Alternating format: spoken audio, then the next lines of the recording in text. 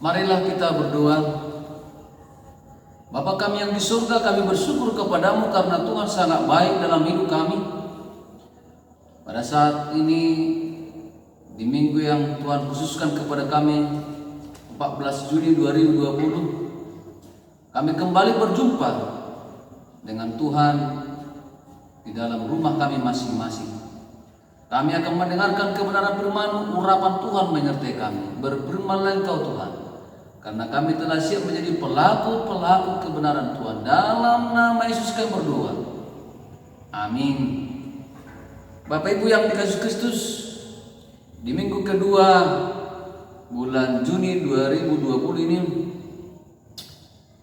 tema kita adalah hidup sebagai keluarga Allah. Dari Efesus 2 ayat 19, demikian firman Tuhan. Demikianlah kamu bukan lagi orang asing dan pendatang, melainkan kawan sewarga dari orang-orang kudus dan anggota-anggota keluarga Allah. Bapak Ibu yang dikasihi Kristus, orang percaya dikatakan sebagai keluarga Allah karena kita sudah diangkat menjadi keluarga Allah. Pada saat kita sudah menjadi keluarga Allah, maka ada tugas dan tanggung jawab kita sebagai keluarga Allah. Dikatakan dalam firman Tuhan, demikianlah kamu bukan lagi orang asing dan pendatang, melainkan kawan sewarga dari orang-orang kudus dan anggota-anggota keluarga Allah. Jadi kita bukan lagi dikatakan orang-orang asing, orang-orang pendatang. Orang asing dan orang pendatang itu tidak masuk di dalam syarat keluarga, karena pasti orang asing dan pendatang itu tidak mengerti keluarga kita sendiri. Tapi karena kita setelah kita menjadi orang percaya, kita sudah diangkat menjadi anak-anak Allah, maka kita adalah jadi satu keluarga di dalam iman, di dalam Allah. Dalam satu keluarga adalah harus ada hubungan. Itulah yang mengikat di dalam satu keluarga itu, ada persekutuan, ada hubungan yang diikat dengan cinta kasih, perasaan dan saling mengerti dan saling memaafkan kalau salah. Intinya adalah kita ini, kitalah sekarang, kita dulu, maka kita tidak akan pernah mengatakan bukan keluarga. Kalaupun mungkin kita ada yang nakal, tetapi kita adalah sama-sama keluarga yang saling diikat dengan satu cinta kasih, saling mengampuni, saling memaafkan. Satu keluarga itulah sebagai simbol satu keluarga yang sebenarnya. Bapak Ibu yang dikasihi Kristus, kenapa kita ini menjadi satu keluarga, yaitu keluarga Allah? Karena kita melihat Allah kita pun didesain untuk bisa menjadi satu keluarga. Walaupun dia adalah satu, tetapi dia mau menyelamatkan kita di dalam bentuk satu keluarga. Pada saat dia menciptakan langit dan bumi dan semua isi dan manusia yang ada di dunia ini, dan manusia itu jatuh, dan dia mengirim anaknya untuk mati menyelamatkan kita, dan untuk bisa terus kita berfungsi sehingga keselamatan dunia ini, dia juga menurunkan Roh Kudus, dan itulah bentuk keselamatan dalam satu keluarga yang Tuhan sudah nyatakan di dalam penyelamatan kita. Karena Allah kita juga adalah Allah keluarga. Bapak Ibu yang dikasihi Kristus, apa yang diinginkan Allah kepada kita ketika kita diangkat menjadi anak-anaknya atau keluarganya? Dalam 1 Timotius 3 ayat 15 berkata, Jadi jika aku terlambat, sudahlah engkau tahu bahwa bagaimana orang harus hidup sebagai keluarga Allah, yakni jemaat dari Allah yang hidup, tiang penopang dan dasar kebenaran. Ada 3 hal yang menjadi dasar kita menjadi anak atau menjadi keluarga Allah. Yang pertama adalah jemaat dari Allah yang hidup. Bapak Ibu, apa maksudnya ini bagi kita? Jemaat dari Allah yang hidup berarti ada Allah yang mati. Dia lahir, dia hidup, dia mati dan matilah, tidak hidup lagi. Banyak agama-agama, banyak kepercayaan mengalami seperti itu. Tetapi kita beda.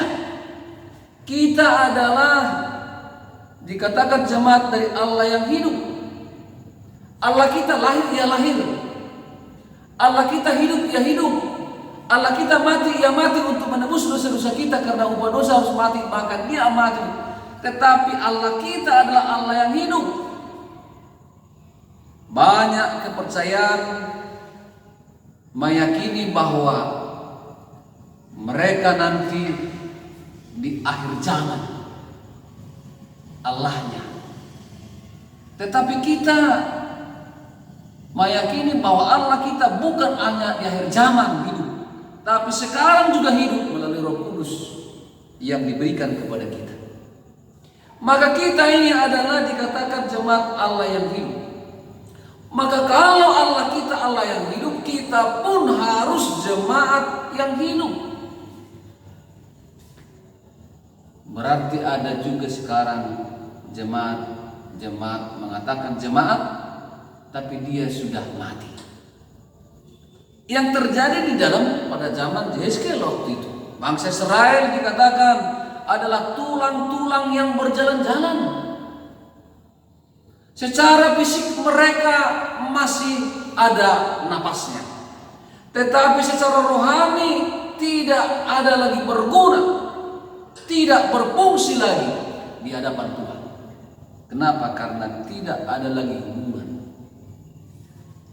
tidak lagi berdoa, tidak lagi beribadah di rumah masing-masing, tidak lagi membaca firman Tuhan, tetapi mereka sudah tidak punya hubungan lagi. Bapak Ibu, saya percaya jemaat El Shaddai dan Hosana bukan jemaat yang mati, amin, tapi jemaat yang hidup. Sebagai jemaat yang hidup, maka apa yang harus kita lakukan? Kita harus terus punya hubungan yang baik dengan Tuhan, melalui doa kita, melalui ibadah kita, melalui baca firman Tuhan, dan bahkan mempersembahkan yang terbaik dalam hidup kita. Ini tanda-tanda bahwa kita ini adalah jemaat yang hidup. Bapak Ibu, Tuhan mengizinkan situasi COVID-19 ini, hampir 3 bulan kita beribadah di rumah. Mari kita ambil hikmahnya, positifnya ini adalah bahwa ini adalah memurnikan kita, menyatakan kita, apakah kita masih jemaat yang hidup atau sudah jemaat yang mati? Apakah kita masih berfungsi atau sudah tidak ada lagi gunanya? Maka ini adalah tantangan tersendiri bagi kita membuktikan bahwa apakah kita masih dikatakan menjadi keluarga Allah, menjadi anak-anak Allah. Tapi kalau kita tetap berfungsi, walaupun mungkin ya pemberian kita, persembahan kita makin sedikit atau bahkan pun tidak ada lagi, tapi Tuhan akan melihat benarkah tidak ada. Tapi yang penting hubungan kita dengan Dia, apakah masih hidup? Apakah kita masih berdoa? Apakah kita masih baca firman Tuhan? Apakah masih ada ibadah dalam rumah kita? Atau sudah, bahasa Bataknya mandoknus, tidak ada lagi hubungan kita dengan Tuhan.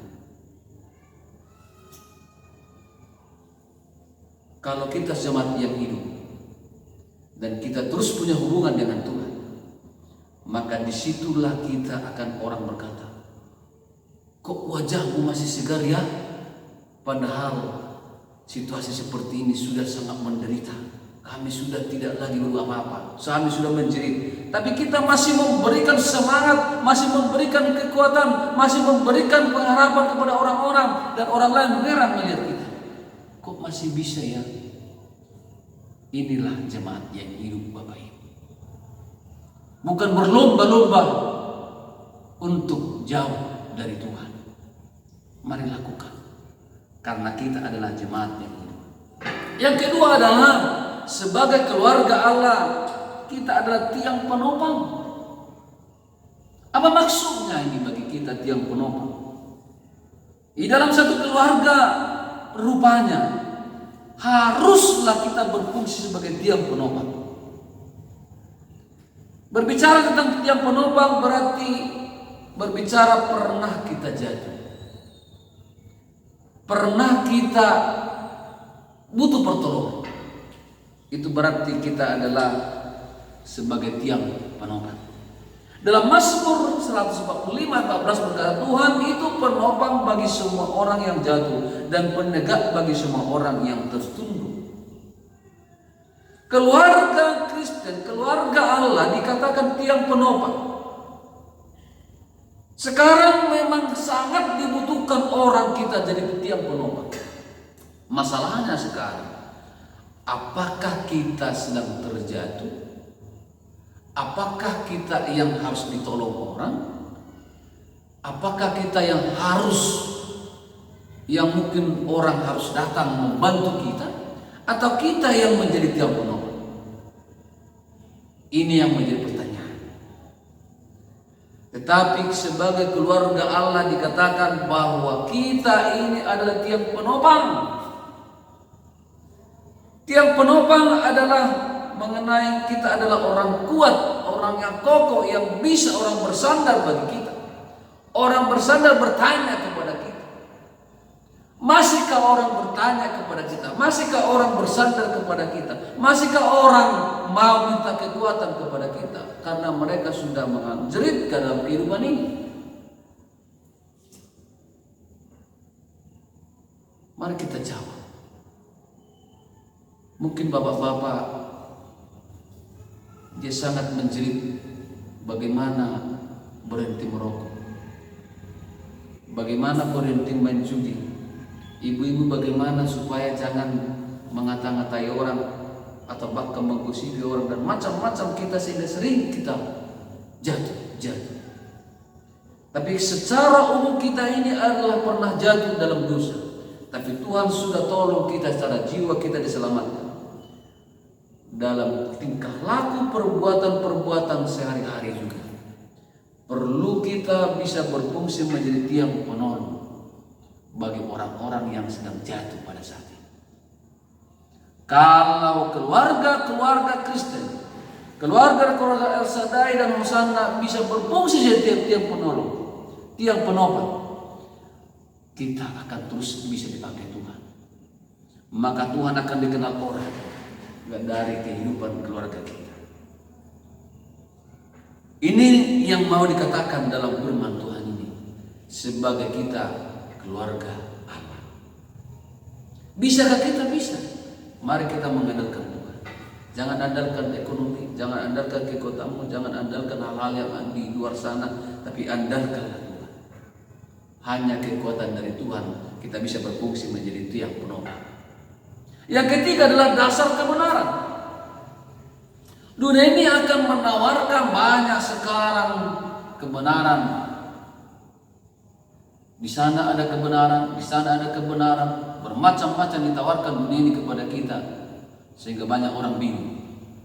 Tapi Yesus mengatakan, akulah jalan dan kebenaran dan hidup. Jangan sampai kepada Bapa kalau tidak melalui aku. Itu berarti bahwa di dalam kehidupan kita ini, kita juga sebagai keluarga berfungsi dasar kebenaran. Bagaimana itu bisa kita lakukan? Kita belajar dari orang Yahudi. Orang Yahudi, pendidikan di rumah itu 0 sampai 12 tahun itu adalah dasar mereka.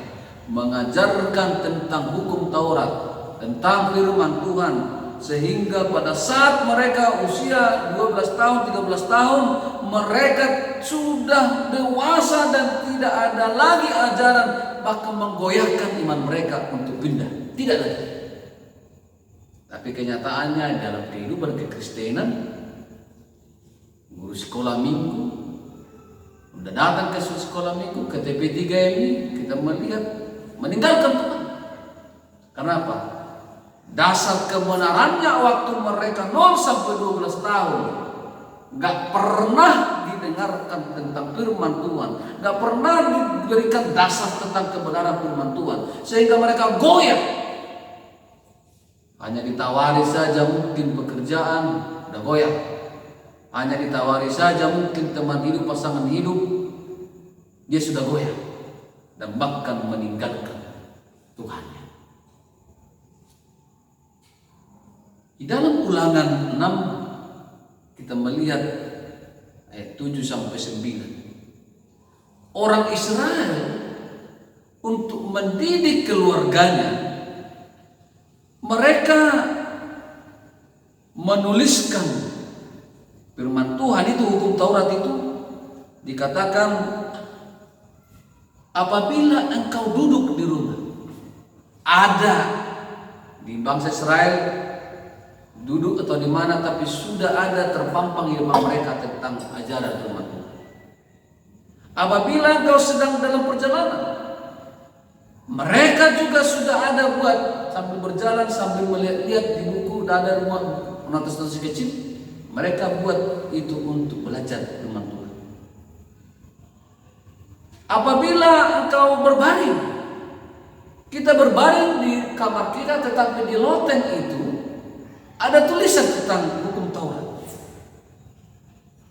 Apabila engkau bangun juga ada di dinding itu juga tentang firman Tuhan. Haruslah juga engkau mengikatkan sebagai tanda pada tanganmu. Haruslah engkau menjadi lambang di dahimu. Haruslah engkau menuliskannya pada tiang pintu rumahmu dan pada pintu gerbangmu. Maksudnya ini bahwa semuanya di dalam lokasi rumah mereka, dalam kehidupan mereka, bahwa tentang firman Tuhan, tentang hukum-hukum Taurat itu mereka bisa hafal, mereka bisa pelajari, dan mereka tamat. Itulah yang membuat mereka tidak goyah imannya sampai usia 12 tahun. Bagaimana dengan kita, Bapak Ibu? 3 bulan ini Tuhan izinkan kita untuk belajar, untuk menjadi imam di keluarga kita. Masih ada saya dengar masih mencari-cari live streaming orang lain, malas untuk dipakai Tuhan menjadi imam di keluarganya, malas untuk dibentuk Tuhan menjadi imam bagi keluarganya. Mari stop itu. Ingat, kita ini adalah imamat yang rajani. Kita ini adalah dipakai Tuhan untuk bisa bicara kepada anak-anak kita, kepada keluarga kita. Dan virus corona ini dipakai Tuhan untuk membentuk keluarga kita, supaya bapak-bapak, ibu-ibu bisa menjadi imam di keluarga kita masing-masing. Karena ingat bahwa keluarga Kristen adalah pusat pendidikan rohani bagi anak-anak. Disitulah kita belajar, disitu kita ajarkan mereka. Maka orang tua harus punya otoritas di bawah rohani untuk mengajarkan itu. Jangan malu-malu. Kita akan jadi contoh. Maka dikatakan teladan lebih berbicara daripada perkataan kita. Mau kita cereweti pun, tapi kalau tidak ada teladan kita mendoakan mereka, menyampaikan kebenaran firman Tuhan, kita tidak akan pernah berfungsi sebagai keluarga. Bapak Ibu yang dikasihi Kristus, keluarga kita harus memiliki komitmen.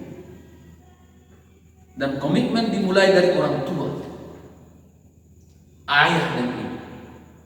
Karena itu mari terus kita untuk berbuat di dalam komsel kita, di dalam apa kita, mimbar keluarga kita, supaya benar-benar kita ini adalah keluarga. Mari kita terus ajarkan berulang-ulang pokok-pokok doa kita kepada anak-anak kita. Ajarkan firman Tuhan. Kita sudah memberikan manna surgawi tiap hari.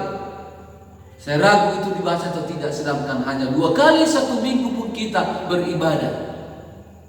Sudah adalah orang kosong serbuknya, ketua dan wakil dan majelis di rumahnya nggak ibadah lagi.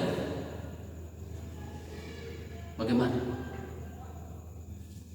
Bapak Ibu, saya percaya kita ini adalah jemaat yang hidup.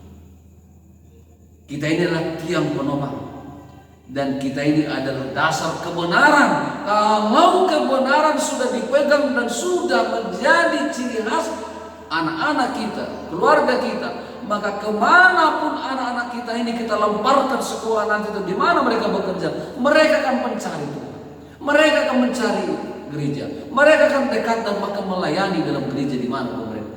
Tapi kalau kita lengah dan tidak membentuk mereka menjadi keluarga Allah, saya ragu anak-anak kita akan mendukakan kita, akan membuat kita pusing dan kita kecewa nanti dalam hidup ini, sehingga usia kita cepat meninggalkan dunia ini. Tapi masih ada kesempatan. Hiduplah sebagai keluarga Allah, supaya keluarga kita membahagiakan dan menyenangkan hati Tuhan. Tuhan Yesus memberkati firman-Nya. Amin. Mari kita berdoa. Tuhan Yesus, terima kasih. Kami sudah mendengarkan kebenaran firman. Kami adalah keluarga yang sudah Tuhan angkat kami menjadi anak-anak-Mu, ahli waris kerajaan surga. Engkau tidak membuat kami lagi orang asing atau pendatang, tapi kami adalah keluarga orang-orang kudus, anggota-anggota keluarga Allah, penghuni kerajaan surga. Tuhan, tolong kami berfungsi sebagai keluarga Allah. Kami saling mengasihi, saling menolong, saling memaafkan, dan saling mengampuni satu dengan lain, sehingga kami terus dipakai Tuhan menjadi berkat bagi orang-orang yang belum menjadi keluarga Allah. Pakai para bapak-bapak, para ibu-ibu yang menjadi imam di keluarga-keluarga, untuk terus mereka berulang-ulang menyampaikan kebenaran firman Tuhan, sehingga anak-anak mereka, keluarga mereka diberkati Tuhan. Berkatilah firman-Mu ini, dan biarlah kami melakukannya dengan pertolongan Roh Kudus. Dalam nama Yesus Kristus kami berdoa. Amin. Selamat hari Minggu. Tuhan Yesus memberkati semua jemaat. Amin.